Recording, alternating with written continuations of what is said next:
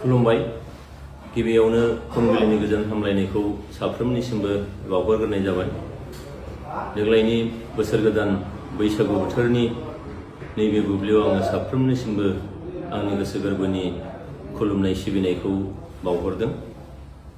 गेदेरफोरनिसिम आंनि सिबिनाय खुलुमनाय आरो लोगोफोरनिसिम आंनि गाहाम अनसायनाय आरो उन्दैफोरनिसिम आंनि अननायखौ जासिहरदों।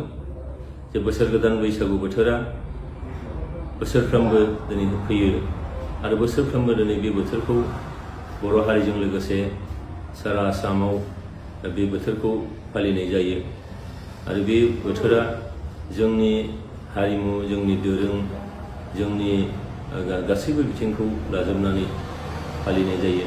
बे बोथोराव आङो आंनि गोसो गोरबो सिंनिफ्राय साफ्रोमबोखौबो आङो खुलुमनाय सिबिनाय हरदों। जेन' बे बोसोर गोदान बैसागु बोथोराव जोंनि साफ्रोमनोबो गेजेराव अनलायनाय लाबोयो, बिदा फंबाय सानलायनाय लाबोयो, हारि माहारिनि गेजेराव जाहाथे फोथायलायनाय लाबोयो आरो फैबाय थानाय बोसोरसे समाव जोंनि बयनिबो गाहाम देहा गोसो मोदोम लानानै जोङो जाहाथे थांनानै थानो हायो। जोंनि न'खरफ्रोमबो मोनसे मोजां रादाब जाहाथे जोङो मोननो हायो। जोंनि फारफ्रोम बिथिं जौगानाय, सोलोंथाइ, समाजखान्थि, रांखान्थि बिथिङाव जाहाथे जोङो समानै बयबो दावगालांनो हाथों। इसोरनि खाथियाव आंनि आर'ज आरो आं मिजिं खालामो बे बैसागु बोथोरा जोंनि गेजेराव सहायलायनाय, फोथायलायनाय बेखौ लानानै होफैयो।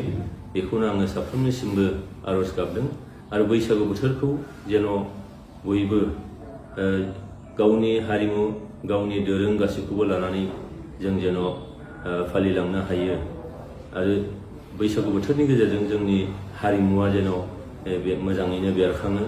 जोङो बोराइ बेन्थ', सेंग्रा सिख्ला, लाइमोन गासिबो जेन' गोसो होसारनानै बैसागुखौ जोङो जाहाथे रंजानो हायो। बेखिनिखौनो आङो बयनिसिमबो खावलायबाय। गोजोन्थों। नोंथांमोना गावबा गावनि गथ'खौ सासे राफोद गेलेगिरि खालामनो गोसो दं नामा? रायजोआरि, हादरारि, हादर गेजेर थाखोसिम गेलेगिरि खालामनो गोसो दंब्ला नोंथाङा गोबाव दा खालामसै। सासे राफोद रोंखा-राखा गेलेगिरि खालामनो थाखाय नोंथाङा जानजि खाफ्रादो आरो मुं थिसनहैदो।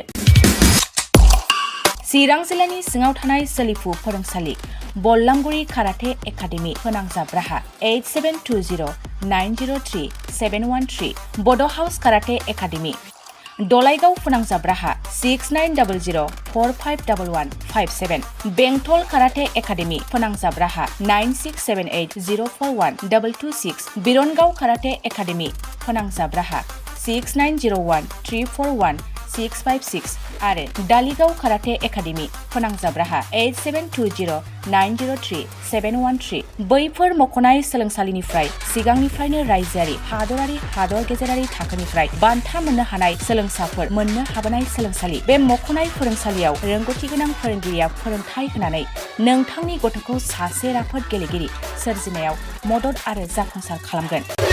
अब्ला मानोथो गोबाव खालामनो, थाबैनो मुं थिसनहैदो।